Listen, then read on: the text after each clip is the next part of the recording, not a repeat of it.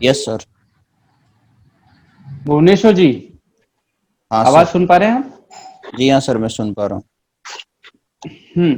आप अध्यापक हैं तृतीय श्रेणी, जी हाँ सर। और आप जैतारण से हैं। हाँ सर। आप अध्यापक हैं तो आप आरएस क्यों बनना चाह रहे हैं? हेलो। आपको आवाज आ रही है मेरी? हाँ सर, आ रही है आवाज। आप ऑलरेडी जॉब में हैं, एक अच्छे बहुत अच्छे सम्मानजनक पद पर हैं। टीचर होना अपने आप में बहुत ही गरिमापूर्ण होता है, और ऐसे में आप ऐसी जॉब छोड़कर परेशानी वाली जॉब में जाना चाह रहे हैं, आरएस में जाना चाह रहे हैं, ऐसा क्यों? जो क्या सर, जो क्या नाम जॉब है सर, वर्तमान में मैं जो हूँ अपनी सेवाओं का विस्तार करना चाहता हूँ सर। जैसे वर्तमान में मैं शिक्षा के क्षेत्र में हूँ सर, और अगर कालांतर में मुझे ऐसा मौका मिलता है आगे सेवाओं को विस्तार करने का, और मेरा इस पद पर चयन होता है, तो सर वर्तमान ब्लॉक लेवल तक मैं सेवा देने की सर कोशिश करूंगा, और वर्तमान में जो है विद्यालय परिवार तक ही मैं सीमित हूँ सर। विद्यालय परिवार में आपके, आप मुझे बताइए कि आपके स्टाफ में कोई 3 ऐसी समस्या बताएं जो आपने अपने विद्यालय में अपने स्टाफ के साथियों के साथ देखी हो। स्टाफ की समस्या। सर एक व्यक्तिगत रूप से जो मैंने समस्या देखी है, वो सर मानवीय संसाधनों की जो कमी है। जैसे सर मैं जो हूँ टीचर सामाजिक विज्ञान का हूँ, तो मुझे सर दूसरे विषय भी सर 2-3 विषय एक्स्ट्रा पढ़ाने पड़ते हैं, और दूसरे जो कार्य हैं वो भी सर करने पड़ते हैं। हाल ही में जो साला दर्पण पोर्टल है उसको अपडेट करना है, ऑनलाइन अटेंडेंस भरनी है, तो सर ये जो है जिम्मेदारी सर ज्यादा है सर, ये सर समस्या है। वैसे ये कहा जाता है कि सामान्यतः ये कहा जाता है कि टीचर तो फ्री रहता है, 6 पीरियड पढ़ाता है, वेतन जो है वो बहुत अच्छा खासा ले लेता है, और ऐसे में अगर छोटे मोटे साला दर्पण के काम अटेंडेंस लेने के किए जाए तो कोई बड़ा बर्डन आपके ऊपर नहीं है। नहीं सर, ऐसा नहीं है सर। जो 6 पीरियड वाला जो आपने सर जो है निवेदन किया है सर, वो मतलब वैसी व्यवस्था नहीं है। अच्छा, तो कैसी व्यवस्था है? सर सामान्यतः सभी लेते हैं पीरियड, और बाद में जो उनका होता है कार्य वगैरह, जैसे हाल ही में जो बाल सभा करवाना है या अन्य जो गतिविधियां हैं, जैसे अभी जो है सर क्या नाम राजस्थान में जो प्रोग्राम चल रहा है जिसमें बाल वाटिका है और वृक्षारोपण अभियान है इत्यादि के सर भी वो कार्य किए जा रहे हैं। मुझे तो ऐसा लग रहा है कि जब आप टीचर रहते हुए इतने से काम नहीं कर सकते, तो आरएस बन के 24 घंटे की नौकरी कैसे करोगे आप, जहां आपको पता भी नहीं है कि आने वाले 1 घंटे में क्या काम करना है? नहीं सर, आपने जो पूछा था, आपने व्यक्तिगत रूप से जो आपने देखी है कार्मिकों के मध्य समस्या, ये सर मेरी व्यक्तिगत समस्या नहीं है। जो हमारे साथ जो कार्मिक संलग्न है उनका ये मानना है कि इनका जो है जो सर जो ज्यादातर जो है कार्य उनको आपस में हमने वैसे बांट लिया है, हमारे विद्यालय स्तर पर तो समस्या नहीं है सर। बीएड जब आपने किया होगा तो एक फोर्थ पेपर था जो एजुकेशनल मैनेजमेंट पे था।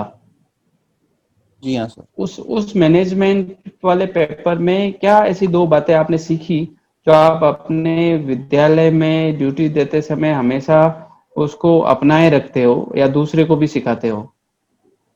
सर एक तो टीम वर्क की भावना सर। और दूसरी?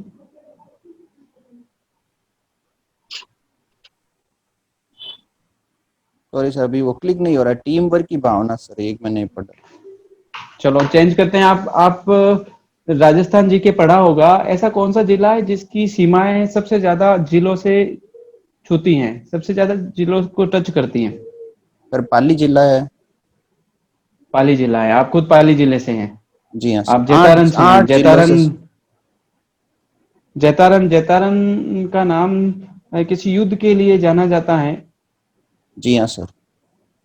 सर क्या एक है उसके बारे में मध्यकालीन बताएं। है सर घटना है, और वो जैतारण से जो है 20 किलोमीटर की दूरी पर दो गांव है सर, गिरी सुमेल युद्ध है, जिसमें मालदेव और शेरशाह सूरी के मध्य युद्ध हुआ था।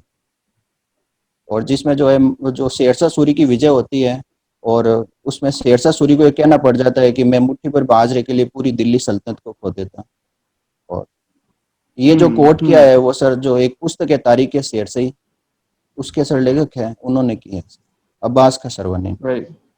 ठीक है, रुचि आपकी लोक कथा सुनना और संरक्षित करना है। ये सुनना जी तो हाँ सर। समझ में आ रहा है, संरक्षित करना कैसे करते हैं आप? सर संरक्षित करने का मैं इसके सर दो है सर फेज। एक तो सर डिजिटलाइजेशन के माध्यम से, जैसे हमारे आसपास के जो क्षेत्र के 5-6 किलोमीटर दायरे के जो बात पोस्ट है, तो उनसे सर मैं व्यक्ति विशेष मिलता हूँ, और मैं अपने वीडियो फोन के माध्यम से रिकॉर्ड करता हूँ, और मैंने यूट्यूब चैनल भी बनाया है सर। और दूसरा सर मेरे अच्छा, पास आप 20 से, यूट्यूब चैनल चलाते हैं? नहीं सर, ये मेरी व्यक्तिगत रुचिगत विषय था कि जो लोक कथाएं जो जो केवल जो है जैतारण पंचायत तक ही सीमित है, तो उनको सर हो सकता है आगे सर बढ़ाया जाए, और ये ऐसा विषय है जो जो सर क्या नाम पूर्णतः दबा हुआ है सर, तो इस वजह आपने से अभी मैंने। लाइक डिसलाइक का कुछ विवाद चल रहा है, कुछ ऐसा सुनने में आ रहा है, डिसलाइक और लाइक ऐसा कुछ चर्चाओं में है, कुछ जानकारी में है आपको? हाँ sir.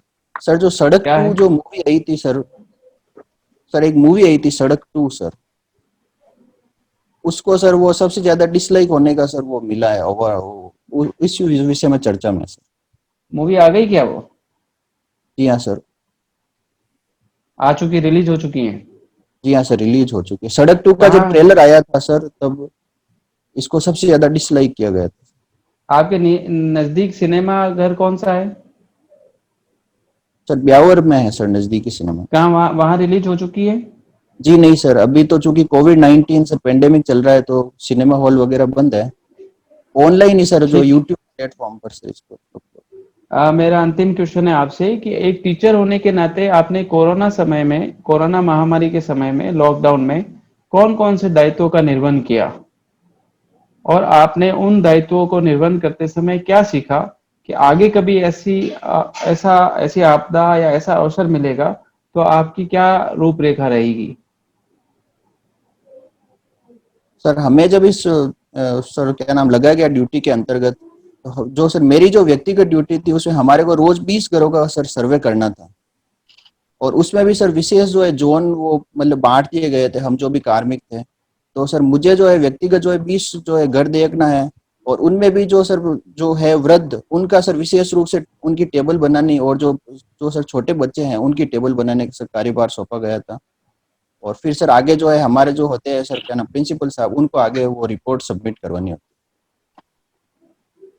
Okay. Sir, Lohia sir, जी। उपाध्याय सर आप ले लीजिए। जी उपाध्याय सर।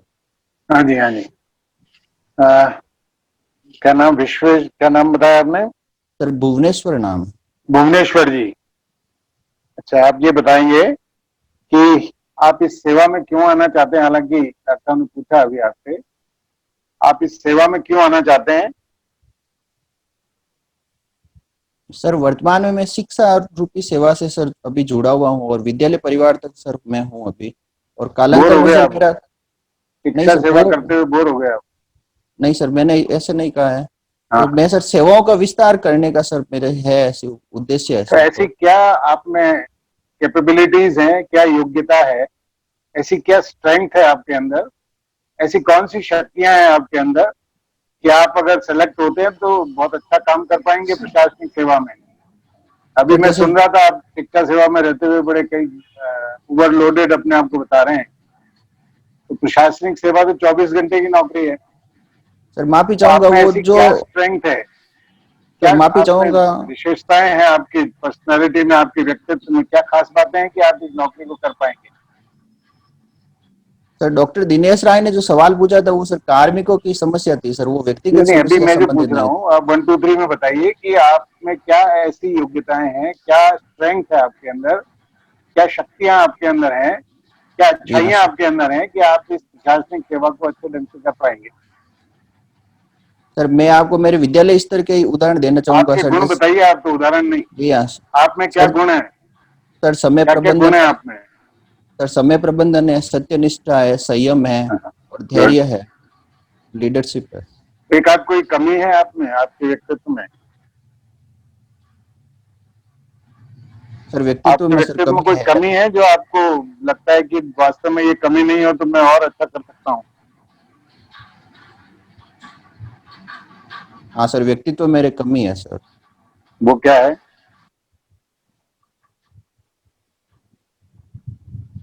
सर जैसे मैं अगर किसी कार्य में संलग्न हो जाता हूँ तो सर अन्य जो गतिविधियां हैं सर उन पर सही रूप से वो फोकस नहीं कर पाता हूँ।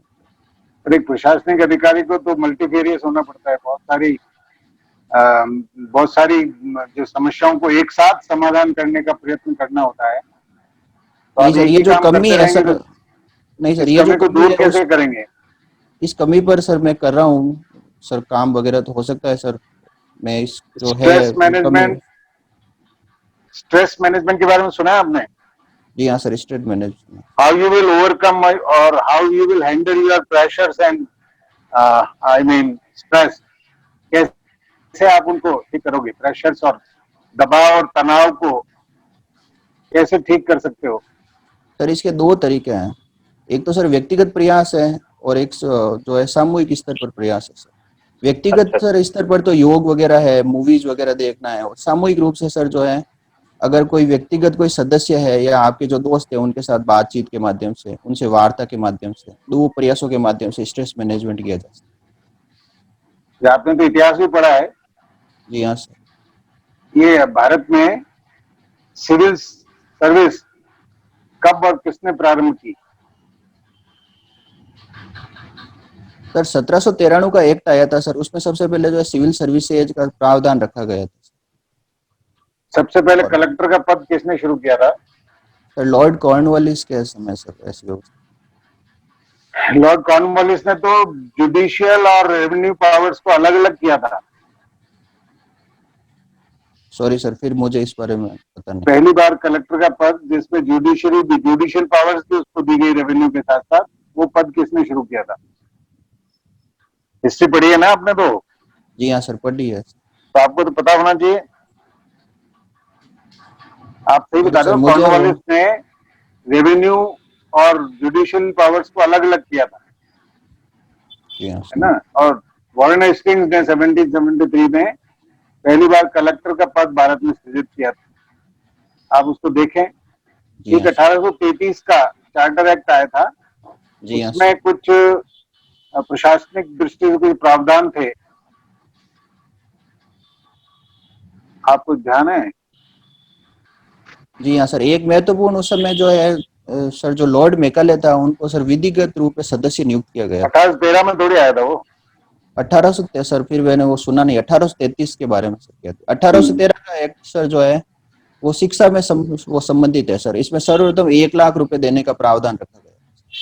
क्योंकि आप शिक्षा क्षेत्र में है ना, तो आपको ये जानकारी होनी जरूरी जी हाँ है ना? मैकॉले 1836 में उसने जो मिनट किया था, उसमें उसने क्या कहा था? मैकॉले मिनट में आंग्ल भारतीय भाषा शिक्षा के बारे में उसने क्या कहा था? सर, भारतीय शिक्षा के बारे में उसके ये कथन थे कि जो जो सर जो है क्या नाम पाश्चात्य जो ज्ञान है उसकी तुलना में जो जो सर दूसरा जो ज्ञान है जिसमें जो वो ज्ञान वगैरह है वो केवल बहुत ही मतलब छोटा है, जो इन एक अगर एक दोनों की तुलना सेंटेंस में की अगर जाए। हम कहें तो मैकॉले ने ये कहा था कि Indians do not have any literature, whatever literature they possess can be shelved in a single shelf of an अलमीरा। इसका क्या मतलब है? सर वही दोनों पास जो है सर जो है क्या नाम साहित्यिक सामग्री या ज्ञान संबंधी जो भूमिका का निर्वहन है उनमें दोनों की तुलना की गई और उसमें कहा गया जो पाश्चात्य ज्ञान है वो श्रेष्ठ है अपितु जो पूर्व का ज्ञान है उनकी तुलना। अच्छा, मुझे बताएं कि प्रशासनिक अधिकारी आप हो गए, ठीक है, और आपके उपखंड में अचानक रात्रि को 2-3 बजे आपको सूचना मिलती है कि कहीं पर बहुत तेज गति से बाढ़ आ गई है नदी में, तो और हमारे पास जो संसाधन है स्थानीय, वो उनसे उसमें फंसे हुए लोगों को बाहर निकालना बहुत मुश्किल है, तो आप क्या पहला एक्ट क्या करेंगे? पहला काम क्या करेंगे आप? सर जो संबंधित क्षेत्र है या जो गांव है सर वहां पर जो पटवारी और जो ग्राम सेवक के पद है सर उनसे सर मैं वो सर वार्ता रूप में वो बात करूंगा सर। और तो वो तो आपको बता चुके कि उनके पास कुछ नहीं है, उनके पास वो संसाधन नहीं है जिनसे लोगों को बचाया जा सके। सर सामान्यतः जब ऐसी स्थिति होती है सर तो सर जो क्या ना पहले से ही जो है ऐसे निर्देश जारी किए जाते हैं, जो भी गोताखोर है वो जो सर है गोताखोर उनको सर अपॉइंट कर दिया जाता है, तो उनसे सर मैं फिर वो बातचीत करूंगा सर, ताकि वो अच्छा, बचा सके सर। पंचायत राज अधिनियम 1994 के बारे में कुछ अध्ययन किया है? जी हाँ सर, 73वां संविधान संशोधन हुआ था तब सर ये नहीं, अधिनियम। मैं पंचायत राज अधिनियम 1994 के बारे में पूछ रहा हूँ। सॉरी सर, मुझे इस पर नहीं मालूम आपको? कोई बात नहीं। अच्छा, वर्तमान में राजस्थान में लगभग कितनी पंचायतें हैं, ग्राम पंचायतें? सर 249 है। सॉरी सर, ग्राम पंचायत पंचायत। समिति नहीं सर, पंचायत समिति 249 है। हाँ, ग्राम पंचायत और लगभग सर लगभग सर शायद ग्राम पंचायतें पूछी मैंने। सर वो क्या ना लगभग सर क्या नाम 9,000 के लगभग है सर। एग्जैक्ट सर डाटा बढ़ गई। मुझे वो याद नहीं। कुछ पंचायत और पंचायत समितियां बढ़ा दी अभी नई सरकार ने, जानकारी में है? जी हाँ सर, बड़ा ही तो है। कितनी बड़ी है? अच्छा, एक आखिरी सवाल, ये जो अपना राइट टू इंफॉर्मेशन है, सूचना का अधिकार, जी हाँ ये सर। कब लागू हुआ था? सर 2005 में सर। पूरे भारत में लागू हुआ था या कहीं छूट गया था? कहीं छूट गया था, छोड़ दिया गया था? सर इसे जम्मू कश्मीर में सर लागू नहीं किया गया था। गुड गुड, थैंक यू, ठीक। Wish you all the best. Thank you. Atul doctor sir, साहब। अतुल सर। जी जी जी। भुवनेश्वर जी, थोड़ा आज का इतिहास बताएंगे मुझे? आज का सर, आज का तो सर पता नहीं है। आज द्वितीय विश्व युद्ध के दौरान बड़ी महत्वपूर्ण घटना हुई थी आज के दिन।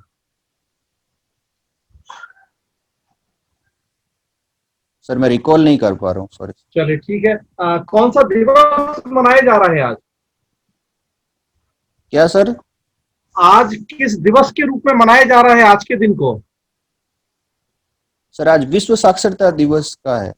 विश्व साक्षरता दिवस है आज, बहुत अच्छी बात है। कब से शुरुआत हुई थी इसकी? सर इस बारे में मुझे पता नहीं। अच्छा, कितनी साक्षरता है इंडिया में? इंडिया में सर 74 पॉइंट समथिंग है सर। अच्छा, कंफर्म है? सर शुरू में जब डेटा आए थे तब 74 थी सर, अभी हाल ही में जो नए वो सर 73 पॉइंट कुछ पॉइंट है सर लगभग। टॉप 3 राज्य बताइए साक्षरता के मामले में। सर फर्स्ट केरल, जी। और फिर सर तमिलनाडु। तमिलनाडु है दूसरे नंबर पे? सर फर्स्ट पर तो मैं श्योर हूँ सर, सेकंड और थर्ड पे सर आइडिया नहीं। चलिए अच्छा ठीक है। 3 सबसे निचले स्तर वाले राज्य बताइए। सर सबसे नीचे बिहार है सर। सबसे नीचे बिहार है? ऐसा तो नहीं है।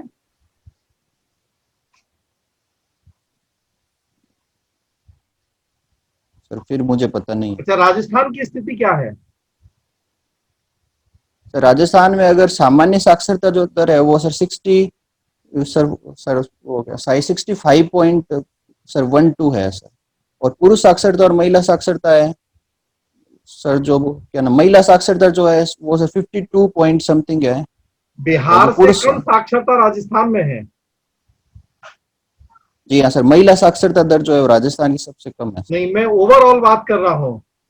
नीचे से दूसरे नंबर पर राजस्थान है साक्षरता में देश में। जी हाँ सर। सबसे कम साक्षरता आंध्र प्रदेश में है हमारे देश में, तब राजस्थान है, तब बिहार है। ठीक है सर, मैं क्या तथ्य कारण है बता- राजस्थान में इतनी कम साक्षरता होने के पीछे?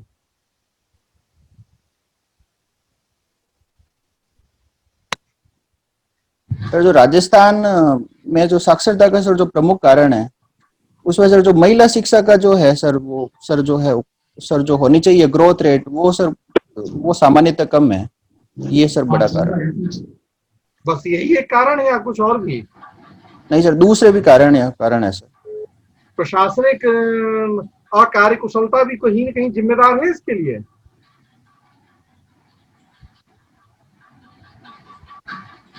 नहीं सर, इसमें इसमें सर उसका कोई रोल नहीं प्रशासन का सर। सर जो जो भी योजनाएं बनी है उनकी सर जो वो सर क्या नाम निश्चित रूप से फॉलो की जा रही है। और सर जो विकास का सिद्धांत है वो धीरे धीरे जो है निम्न वर्ग तक पहुंचता है, तो सर वो धीरे धीरे सर इस पे भी जो है ग्रोथ रेट हो रही है। अच्छा, जो निम्न स्तर पर टीचर लगे हुए हैं 3rd ग्रेड या 4th ग्रेड, उनकी भी कोई भूमिका है साक्षरता कम होने के पीछे? जी नहीं सर। आपको लगता है कि टीचर अपना काम बहुत ईमानदारी से, बहुत अच्छे से कर रहे हैं? सर जैसे वर्तमान में मुझे 2 साल हो गए टीचर के पद पर, तो सर मैंने ऐसा पाया हमारे आसपास के जो अध्यापक वगैरह या जिनसे मैं पढ़ा हुआ हूँ सर, उन्होंने सक्रिय रूप से सर अध्यापन के क्षेत्र में, अन्य गतिविधियों के क्षेत्र में सक्रिय रूप से कार्य किया है। अच्छा, चलिए ठीक है। नई शिक्षा नीति आई है हमारे देश में, जी हाँ सर। बताइए क्या है, लग रहा है आपको कि उससे साक्षरता सुधरेगी? सर जो शिक्षा नीति का जो होना चाहिए उद्देश्य, उसमें व्यक्ति, समाज, राष्ट्र के जो सर विकास के जो घटक होने चाहिए, चाहे रोजगार परक हो, नैतिक मूल्य हो, तो सर इत्यादि जो सब संपूर्ण घटक है सर, वो वर्तमान शिक्षा नीति में है सर, और उससे पहले वाली में भी थे सर, और वो सर वर्तमान वाली में भी है। अच्छा, व्हाट टू थिंक और हाउ टू थिंक, क्या अंतर है इन दोनों में?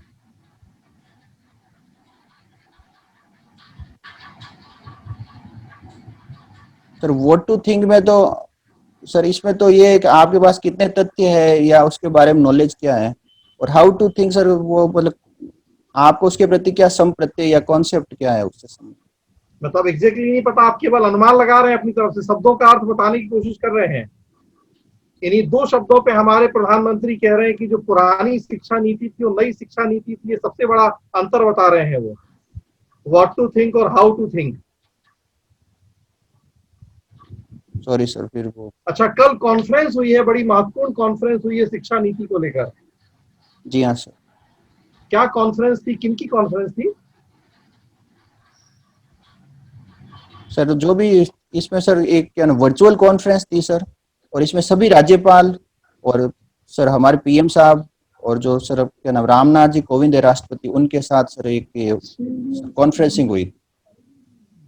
क्या बातें की हैं प्रधानमंत्री ने, कुछ बताइए कल की वर्चुअल कॉन्फ्रेंस में। सर उनकी जो सर मेन लाइन थी वो ये थी कि जो ये शिक्षा नीति बनी है वो देश की शिक्षा नीति है सर, उनकी मेन लाइन ये थी।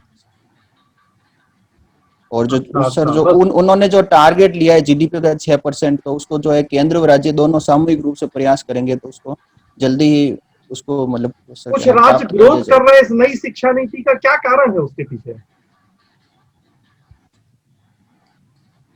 सर एक तो भाषा सूत्रों को लेकर सर है समस्या, इसमें कहा गया है कि जहां तक संभव हो मातृभाषा को जो है बढ़ावा दिया जाएगा, तो उसको लेकर सर एक तो विवादित बिंदु है। साथ ही जैसे राजस्थान में सर जो इसलिए ये सर है प्रचलित, जो इसमें जो है सर जो क्या नाम कार्यकर्ता है वो ये कह रहे हैं कि जो ये सर जो क्या नाम शिक्षा नीति लाई गई है वो मतलब एक क्या नाम संसदीय जो होनी चाहिए प्रक्रिया उसके माध्यम से नहीं लाई गई है, तो इसके खिलाफ चल।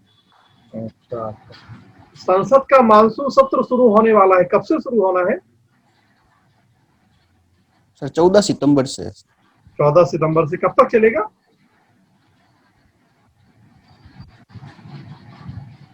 सर हाल ही में इसमें सर वो कुछ सर इसमें सर कटौती की गई है सर, तो मैं श्योर नहीं हूँ कब तक चलेगा, तो इसमें जो प्रश्नकाल वगैरह के अवधि है जी उसको जी जी, प्रश्नकाल को लेकर बड़ा विवाद चल रहा है, थोड़ा बताएं क्या होता है प्रश्नकाल?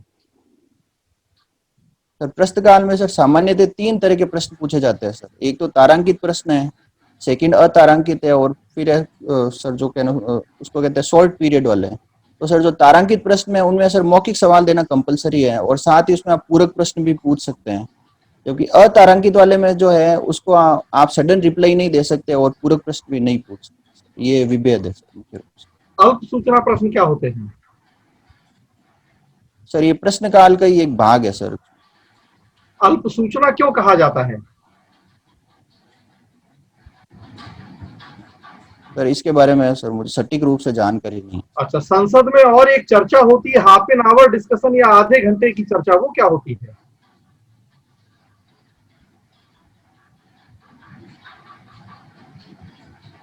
सॉरी सर मुझे पता नहीं। ठीक है सर, मैम। पहले तो भुवनेश्वर जी, आपको बहुत गर्व के साथ मैं कह सकती हूँ कि आप जिस कॉलेज में और जिस डिपार्टमेंट से आपने पीजी किया, मैं उसी कॉलेज के स्टूडेंट भी हूँ और उसी कॉलेज की फैकल्टी भी हूँ वर्तमान में। धन्यवाद मैम। ये बहुत अच्छी बात है। आपको पता है जीसी कितने साल पुराना कॉलेज है? जी हाँ मैम। बताइए। मैम अब 2036 में 200 साल उसको पूर्ण हो जाएंगे। अरे भाई, ये सवाल नहीं, आपका सही है। अब बताइए, विजय देथा के बारे में आपने सुना होगा। जी हाँ मैम। तो बताइए, उन्होंने अपनी जो रचनाएं लिखी वो किन किन भाषाओं में लिखी? मैम उन्होंने मुख्य जो भाषा लिखी है वो मारवाड़ी भाषा में डिंगल से वो मतलब साहित्य के रूप में लिखी। और कोई लैंग्वेज? मैं वो शुरू में हिंदी में लिखा करते थे और बाद में उन्होंने सिर्फ एक राजस्थानी भाषा को ही चुना। आप श्योर हैं? मैम ये जो दो भाषाएं उनको लेकर के तो मैं श्योर हूँ मैम, दूसरी भाषाओं के मुझे जानकारी नहीं, उन्होंने केवल राजस्थानी में ही अपनी रचनाएं लिखी है और बाद में आप हिंदी का नाम ले रहे हैं। हिंदी में उनके पुत्र ने उनकी रचनाओं का अनुवाद जरूर किया है। ठीक है। जी हाँ। पहली पिक्चर देखी है आपने? सुना है? हाँ मैम मैंने सुना। तो विजयदान देथा से उसका कोई संबंध है? जी हाँ मैं विजयदान देथा की एक है कहानी, उसका नाम है दुविधा, उसी पर ये जो मूवी बनी हुई जिसमें शाहरुख खान ने और रानी मुखर्जी ने रोल किया है। तो उसका राजस्थान से और कोई कनेक्शन है? आभानेरी का नाम सुना है? जी हाँ मैम। आभानेरी बहुत प्रसिद्ध बावड़ी है। वहां एक गाना इसका फिल्माया गया था और वो गाना बहुत प्रसिद्ध गाना है। ठीक है, कोई बात नहीं। कोई एक रचना बताइए आप विजयदान देथा की। मैम बाताई फुलवारी, जिसके जो है 14 भाग है, 10 प्रतिनिधि कहानियां हैं, मोर का शासन है इत्यादि में थैंक प्रमुख। यू। अच्छा, राजस्थान के राज्य कवि किनको माना जाता है? मैम क्या नाम, महाकवि सूर्यमल मिश्र जो जो जो क्या नाम बूंदी के राज कवि भी थे। ठीक है। आपने एक बहुत पॉपुलर जो अपना पर्यटन गीत है वो सुना होगा, केसरिया बालम आओनी पधारो हमारे देश। हाँ मैम मैंने सुना। सुना है ये जी हाँ किस गायिका का गाया हुआ है? मैम बीकानेर की गायिका है और ये मांड गायन की शैली है। गायिका का नाम कुछ आइडेंटिफाई कर सकते हैं आप? या मैम मैम मुझे वो रिकॉल नहीं हो रहा उनका नाम, जो है वो है बीकानेर की मूल की है। बीकानेर की मांड गायिका है अल्लाह जिलाही बाई। अल्लाह जिले। हाँ ठीक है। अपने स्वतंत्रता संग्राम में बहुत सारे कवियों ने अपनी अपनी रचनाओं से जन सामान्य को और अन्य जो नेता थे जो उस समय नेतृत्व कर रहे थे विभिन्न आंदोलनों का, उनमें जोश भरने, उन्हें जगाने का काम किया। तो राजस्थान के भी कोई कवि हैं जिन्होंने स्वाधीनता संग्राम में अपना योगदान दिया हो कविता के माध्यम से? जी हाँ मैम। बताएं। उनका नाम मैम क्या नाम, उनका नाम केसरी सिंह बारठ है। और जो फतेह सिंह जी थे, जब वो दिल्ली दरबार में वो जा रहे थे, तब उन्होंने जो है चेतावनी की चुंगटिया नामक जो है उन्होंने 14 जो थे कपलेट्स लिखे और उनको जो है फिर दिल्ली दरबार जाने से रोक दिया था। वो अपनी ट्रेन में ही बैठे रहे थे जबकि दरबार में नहीं गए। अच्छा, भामाशाह के बारे में आप जानते हैं? जी हाँ मैम। बताएं। इनकी जो जन्मस्थली है वो मैम वो क्या नाम मुख्य जो पाली शहर है वो है, और ये महाराणा प्रताप के समकालीन थे। तो महाराणा प्रताप के साथ इनका क्या संबंध रहा? मैम जो क्या नाम भामाशाह तो जो थे, उन्होंने जो है उनकी जो है जो सर क्या नाम, चूंकि जो थे राणा प्रताप जो थे, उनकी मतलब क्या नाम वित्तीय सहायता की थी, इसलिए वो इस वो क्या नाम क्षेत्र में प्रसिद्ध है। नहीं, आप तो स्कूल में हैं, तो कई भामाशाहों के नाम कहते हैं, स्कूल के विकास में इन भामाशाहों ने योगदान दिया, तो मतलब इसका संबंध वित्त से ही है या और किसी चीज से भी है? इसके दोनों ही पक्ष है मैम। जी बताएं, कौन सा पक्ष है? मैम जैसे मैं अगर जो क्या नाम जैसे मैं जिस वो हूँ, जैसे क्या नाम शिक्षक के पद पर हूँ, तो हम जो है 15 अगस्त और 26 जनवरी के माध्यम से जो है हम हमारे जो गांव के भामाशाह हैं उनसे संपर्क करते हैं। तो हमारे जो विद्यालय में अगर किसी संसाधन की कमी है, वो चाहे वित्तीय संसाधन हो या क्या नाम जो अगर कोई दूसरा संसाधन है कमी, तो जो है क्या नाम भामाशाह वो मतलब क्या नाम क्षतिपूर्ति करते हैं, कमी करते हैं। ठीक है, आपको बहुत बहुत शुभकामनाएं, और आशा करते हैं कि आप जीसीए का नाम भी रोशन करें और अपने जिस पद पर अभी काम कर रहे हैं वहां अच्छी तरह से तन्मयता से काम करें। बहुत बहुत शुभकामनाएं आपको। Thank you ma'am. हाँ दुबे सर। अब एक दो सवाल बच्चे, आप चूंकि ऑलरेडी आप भी शिक्षा जगत में हैं, नैतिकता के बारे में आपने कुछ नैतिक सिद्धांत भी आपने पढ़ा होगा, आपके सिलेबस में भी है, जैसे कि बेंथम को भी पढ़ना है, मिल को भी पढ़ना है, प्लेटो को भी पढ़ना है, प्रश्न भी पूछे गए हैं आपके राजस्थान में इस पर मुख्य परीक्षा में। उपयोगितावाद का जो सिद्धांत है, नैतिक सिद्धांत, ये क्या है और इसके कौन कौन इसको मानने वाले लोग हैं? सर इसके फॉलोवर्स के बारे में सर मुझे पता नहीं, बाकी इसकी जो बेसिक वो थीम है सर वो मुझे पता है कि इसमें सर इसका ये आशय है कि वो सर क्या नाम जितने ज्यादा से ज्यादा लोगों को फायदा हो उस पर सर ये है आधारित। तो जो सही बात बोलो आप, क्योंकि जो सिद्धांत लोगों ने दिया है उपयोगितावाद के बारे में, नैतिक सापेक्षता को लेकर के जो सिद्धांत दिया है, जैसे कि मैं नाम बता रहा हूँ, जेस मिल है, तो बेंथम भी हैं, तो क्या उनका विचार है इसके उपयोगितावाद को लेकर के, क्या उनके विचार है? सर इसके पीछे मूल भावना थी ऐसा कोई कृत्य या कोई कार्य हो जो जो जो क्या नाम समाज का जो तबका है वो सब तक पहुंचे और सभी इसके मतलब हो लाभान्वित। आप सामान्य बातें कह रहे हो, जो उनका देखो जो बातें उन्होंने कहा है, जो सिद्धांत है तो सिद्धांत है, विचारक लोग हैं, जो उन्होंने कहा है वही हम बोल सकते हैं ना, उसमें हम कुछ नहीं जोड़ सकते हैं, जो वो स्टेटमेंट है, उनका कथन है।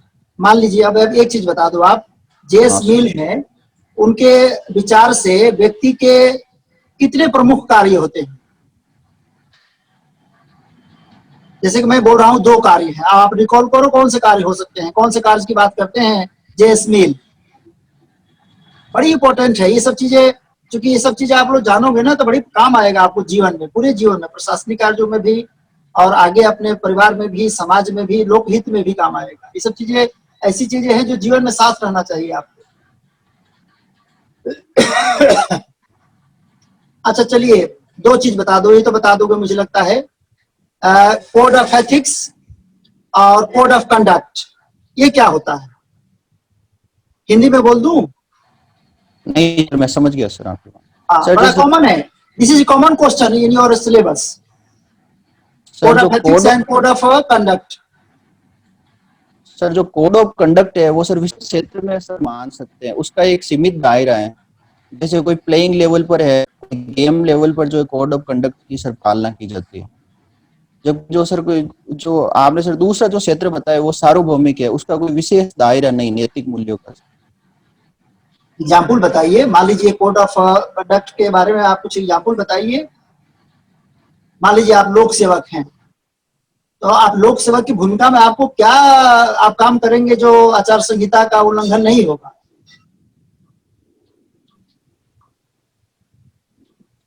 मेरी बात समझ रहे? बड़ा व्यवहारिक क्वेश्चन पूछ रहा हूँ आपको, कोई सिद्धांत अब नहीं पूछ रहा हूँ, सिद्धांत मैंने पूछ लिया, ये व्यवहारिक बातें हैं। अच्छा एक चीज और बता दो आप, अब गांधी जी के बारे में थोड़ा बताओ, क्योंकि गांधी जी भी हमारे बहुत नैतिकता को मानते थे, उन्होंने कुछ एकादश व्रत की बात किया। ध्यान है आपको? 11 व्रतों का पालन करना चाहिए। किसको करना चाहिए? किसके लिए उन्होंने ये सिद्धांत दिया? सत्याग्रह का नाम सुने हैं ना आप? आवाज आ रही है मेरी? भुवनेश्वर, ये बताओ आप, आवाज आ हाँ रही? होगी। हाँ सर, अब हो गया सर। वो क्या मेरे नेट पे एक सर खत्म हो गया था। कोई दिक्कत नहीं है। यही तो एक्सपर्ट का पनिशमेंट है ना। क्या करोगे, ये ऑनलाइन शिक्षा में यही प्रॉब्लम आ रही है। हम लोग तो दिन भर इससे जूझ रहे हैं। एक चीज आप बता दो, गांधी जी के बारे में जो हम लाए थे थोड़ा सा आपसे, मैंने अभी उपयोगितावाद के बारे में पूछ रहे थे। गांधी जी ने एक सत्याग्रही के लिए 11 व्रत की बात किया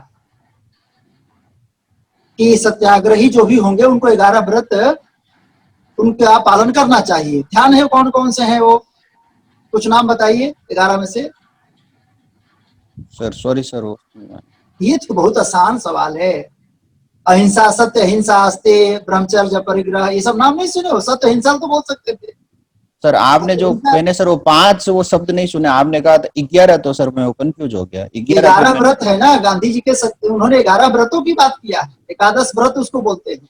उसमें अहिंसा है, सत्य है, अस्तेय है, ब्रह्मचर्य है, परिग्रह है, शारीरिक श्रम है, स्वाद है, अभय है, सर्वधर्म समभाव है, स्वदेशी है, अस्पृश्यता का निवारण है। इतना है सर। मैंने ये अच्छा, बताओ कि गांधी जी का जो सत्याग्रह का जो विचार था, एक सेंटेंस में मुझे समझा दो कि सत्याग्रह के बारे में क्या उनका मौलिक बुनियादी बातें क्या वो चाहते थे।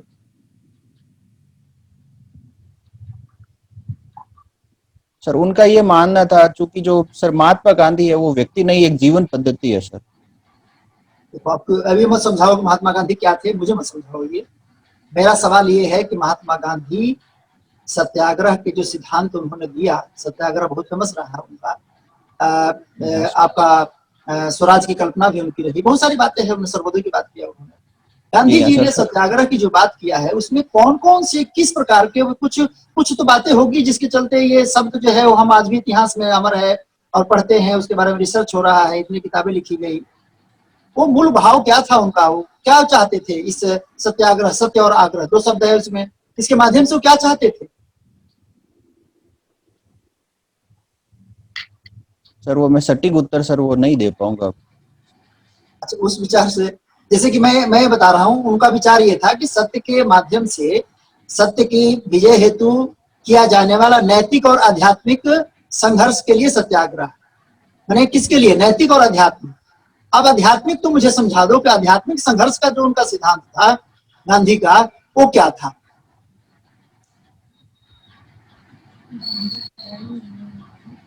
या अध्यात्मवाद को ही समझा दो मुझे, बस सिंपल। आप स्पिरिचुअलिज्म से क्या समझते हो? आप 2 शब्द भारतीय परंपरा में बड़ा फेमस है ना, भौतिकवाद, अध्यात्मवाद। जी हाँ सर।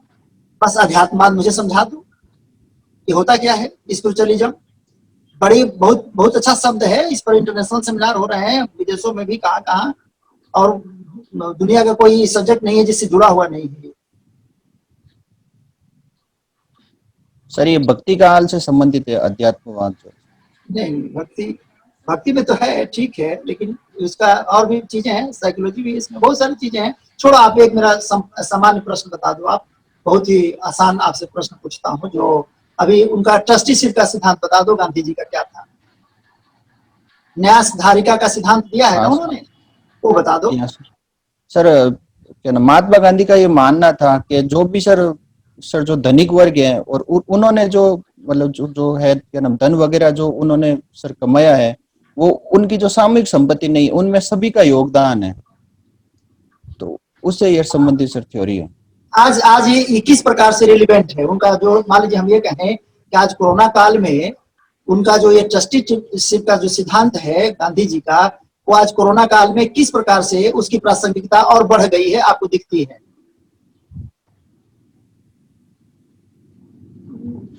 मेरा प्रश्न समझ रहे हैं ना आप? हाँ सर, मैं प्रश्न समझ गया सर। हाल ही में जो सर ये था क्या नाम सर, जो क्या नाम सर क्या नाम मोदी जी के जो है जो क्या नाम कार्यकाल गठन किया गया था, क्या नाम फंड जो गठन किया गया था, वो उसी का सर मॉडल है एक तरह से।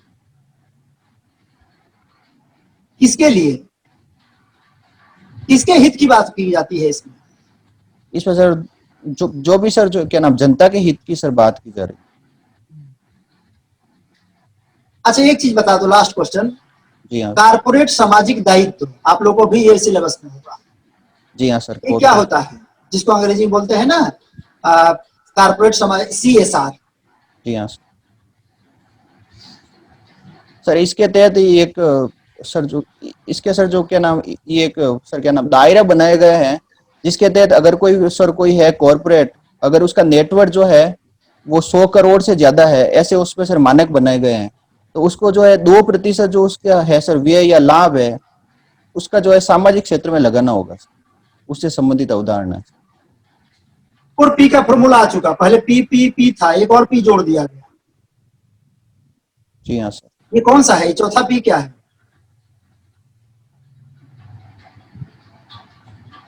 सर चौथा P सर नहीं समझ में? ओके, थैंक यू, ठीक, थैंक यू। जी आपके सर। Thank you. साथ समाप्त होता है चेयरमैन साहब के साथ। जी सर, दिनेश सर। हाँ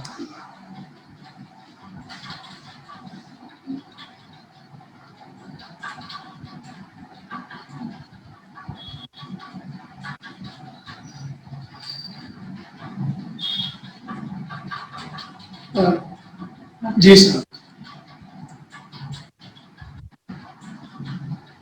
वो जो फीडबैक देना है ना बच्चे को, आवाज नहीं आ रही सर, आवाज। मेरी आवाज आ रही है ललित जी? जी जी अब आ रही सर। आवाज। कंक्लूड करें, फीडबैक दें। जी सर। जी सर। भुवनेश्वर जी, हाँ आप सर। आप हंसते भी हैं क्या? सर ये मेरा पहला ही थोड़ा ब्लॉग था सर, वो सही रूप इतने से। घबराए हो क्यों हो? क्यों घबराए हो इतना? आपको कोई बंदूक लेके थोड़ी बैठे हैं हम सब लोग। चेहरे पे मुस्कान तो होनी चाहिए आपके। नहीं सर, घबराया हुआ नहीं हूं मैं सर, ये चेहरे पर मुस्कान नहीं है, ये बात सही है। तो चेहरे पे मुस्कान नहीं होगी तो एनर्जी कैसे शो होगी? आप ये देखिए कि आपको RS ऑफिसर दिखना है अपने आप में, तो वो चमक तो होनी चाहिए आप में, वो तेज होना चाहिए। एक थके थके से ऐसे जवाब दे रहे हो जैसे कोई जबरदस्ती बैठाया हुआ है, प्रश्नों के आंसर में स्पार्क नजर नहीं आ रहा है। आगे से मैं ट्राई करूंगा। तो आपको मैं जो चीजें अब बताने वाला हूँ आने वाले 1 मिनट में, वो आपको पूरे दिमाग पे नोट कर लेनी चाहिए, दिमाग में नोट कीजिए आप उसको। सबसे पहली बात, आपके कैमरे के एंगल से शुरू करता हूँ। आपने कैमरे का एंगल ऐसा लगा रखा है जिससे आपका आई कांटेक्ट हमसे नहीं हो पा रहा है, आपकी छत नजर आ रही है। तो एक RS ऑफिसर से ये उम्मीद की जाती है कि कम से कम अपने कैमरे को तो वो व्यवस्थित तरीके से रखें ताकि उसका विजन सामने वाले को क्लियर रहे। आज आप RS ऑफिसर होते तो आपको गूगल मीट से, जूम ऐप से अपने सबऑर्डिनेट के साथ मीटिंग्स करनी होती। आप इस तरह से बैठे होते तो सामने वाले व्यक्ति, सामने वाला अधिकारी, कार्मिक आपकी बात को उतना महत्व नहीं देता।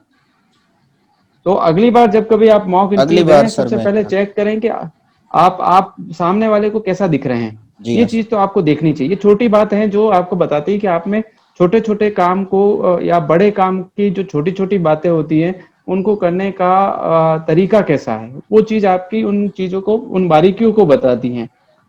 जी हाँ सर। ये दूसरी बात जो है वो ये है कि आप जब वाक्य बोलते हैं तो उसमें बोलते हैं क्या नाम, क्या नाम, इस तरह से एक तकिया कलाम आपका वो बार बार आता है, या क्या मतलब ना, क्या मतलब ना, इस तरह से आप जवाब में उसको रिपीट करते हैं।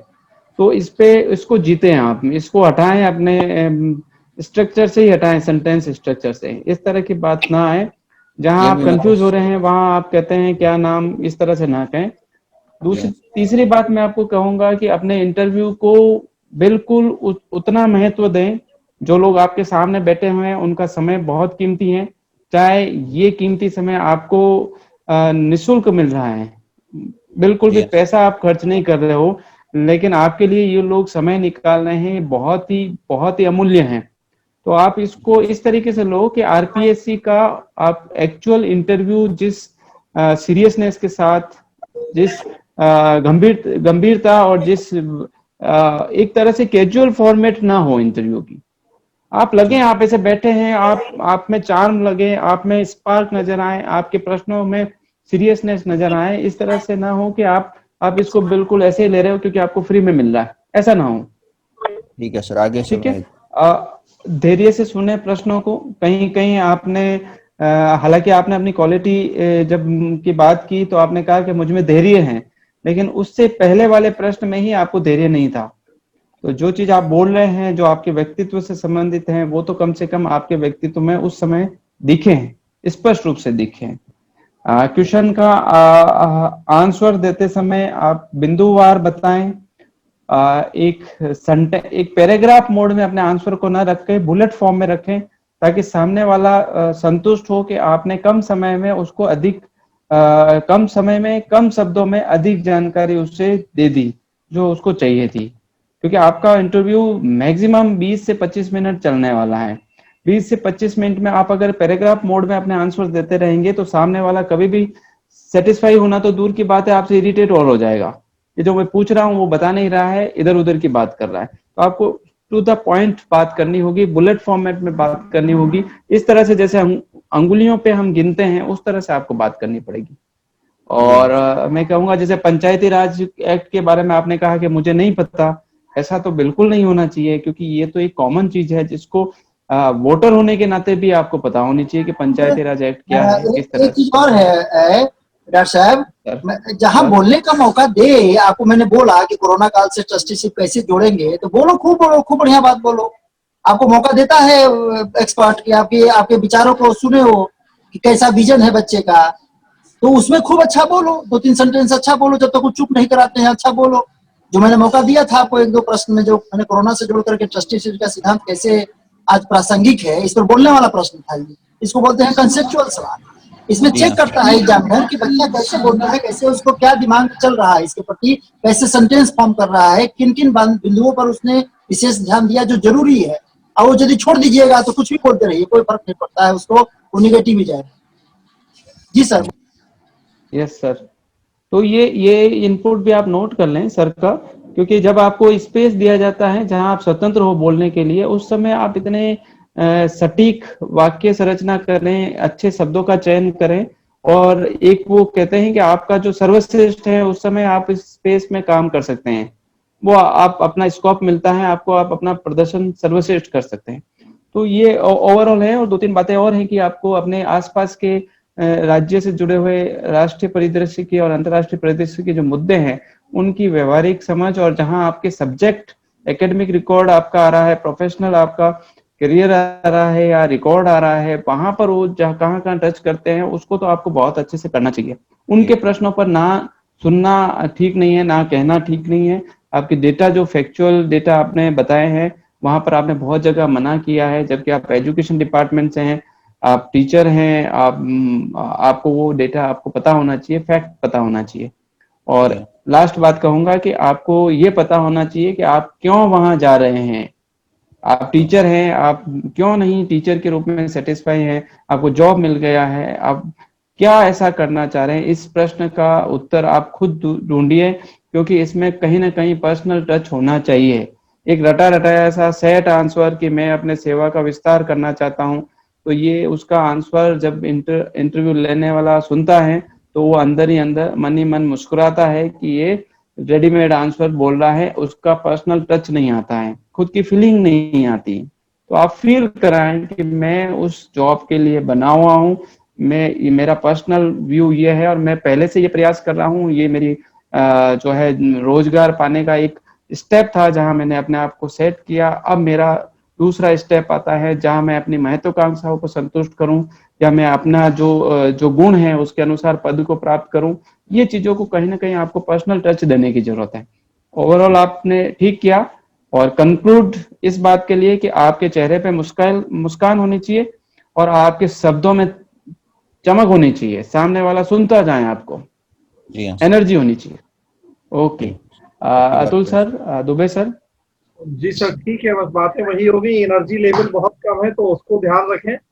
और चूंकि आप टीचर हैं तो मैंने बहुत सारे प्रश्न इसीलिए आपसे एजुकेशन से जुड़े हुए पूछे थे। चांस की बात है कि आज विश्व साक्षरता दिवस भी है, तो इसलिए उससे जुड़ी जानकारियां भी आपको सारी नहीं है, एजुकेशन पॉलिसी है या तो जो भी इस तरह के इशू हैं, आपसे जुड़ी हुई बातें हैं, करंट की चीजें हैं, तो इनको अच्छे से तैयार कर लें, ठीक है। आज जी। सेकेंड वर्ल्ड वार के दिनों में आज इटली ने समर्पण किया था, जी 8 सितंबर को 1943 में। क्योंकि हिस्ट्री से आपने पीजी किया है, इसलिए मैंने पूछा था कि जरा आज के दिन का मुझे इतिहास बताएं, तो इसलिए थोड़ा सा इन चीजों को ध्यान रखें। चलिए, बाकी तो अच्छा, ठीक। मैम, कॉन्फिडेंस की कमी है, थोड़ा कॉन्फिडेंस और बढ़ाना पड़ेगा। जी हाँ मैम। समय के साथ चलना है, तो अपना नेट पैक और सारे पैक भी अपडेट रखने पड़ेंगे हमें जी हाँ मैम। है, और उनको भी रखने हैं। आप तो शिक्षक हैं, तो आपकी जिम्मेदारी ज्यादा है, और आप भामाशाह खुद भी बनने का प्रयास करिए और पढ़ भी लीजिए कि भामाशाह कौन थे। ओके, जी हाँ मैम। Okay sir. ठीक है सर, थैंक यू सर।